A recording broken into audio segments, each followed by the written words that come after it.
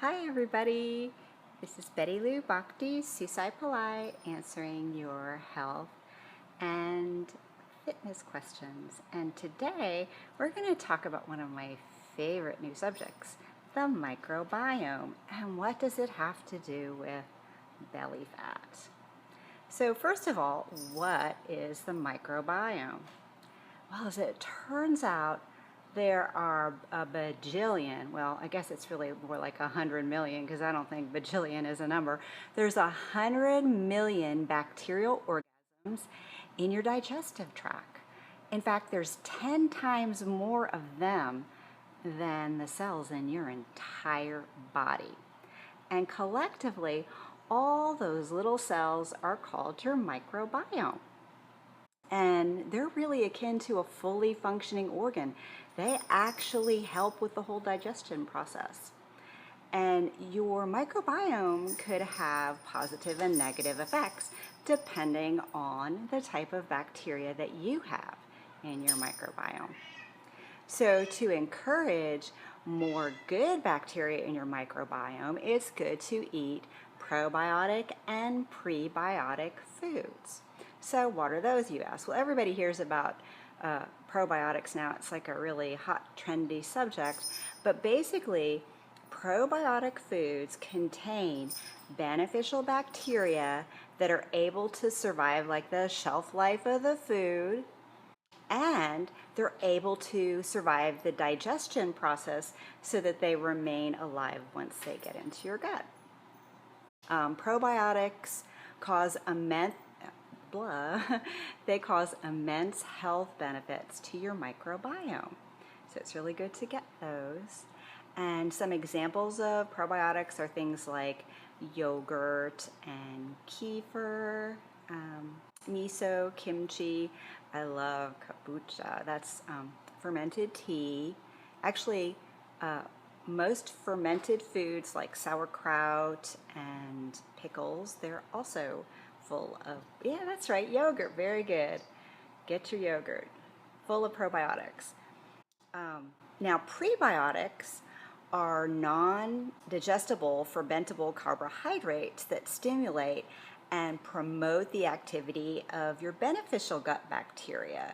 So in other words, they're like food for the good gut bacteria. And some examples of those are asparagus, bananas, raw onions, raw garlic, cabbage, beans, legumes like lentils and chickpeas, root vegetables, leeks, a lot of vegetables basically. So they're like food for your beneficial bacteria in your gut.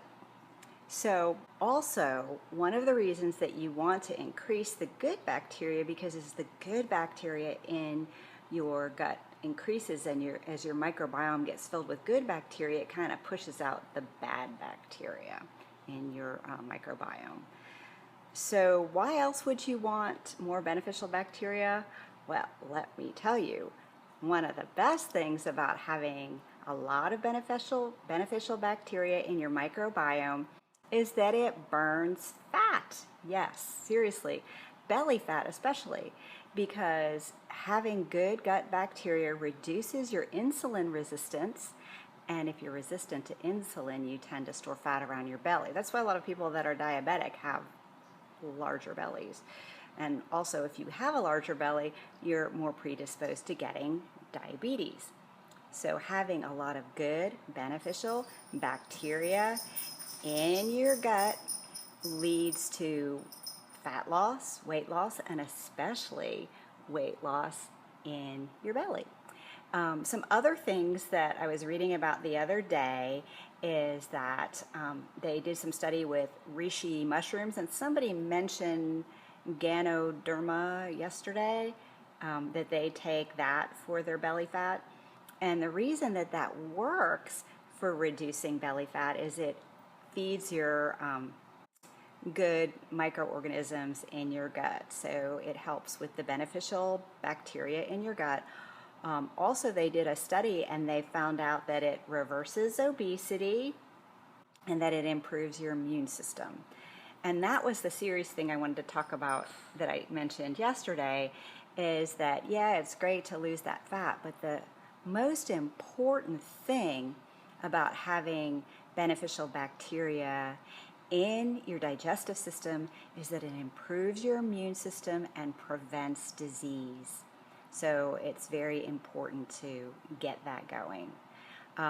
One of the studies found out that artificial sweeteners actually destroy the good bacteria in your gut. So that's why sometimes people will gain weight when they're eating a lot of artificial sweeteners. It's not the calories that's getting you, it's you're killing the good bacteria in your gut. Also, too, you have to watch out for things like certain medications will affect it. Of course, antibiotics will kill not only the bad bacteria, but the good bacteria. So if you're taking antibiotics for a sickness that you have, make sure that after you're done with your antibiotics that you actually take some probiotic pills to help. People ask me all the time, do I take probiotics? Yes, I do. So not only do I eat probiotic rich foods and prebiotic foods, I do take a supplement on that.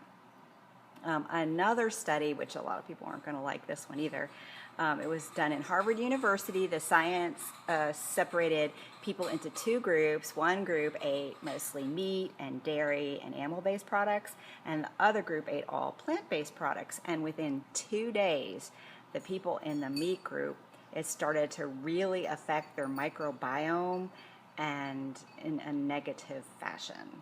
So in as little as a couple of days, meat was feeding the bad bacteria and they were proliferating. So you have to be careful about eating too much meat in your diet. So this is like initial studies, so I wouldn't go crazy. Well, I would. I don't eat meat, but I wouldn't say don't ever eat meat, but just be aware that meat could be affecting the beneficial bacteria in your gut.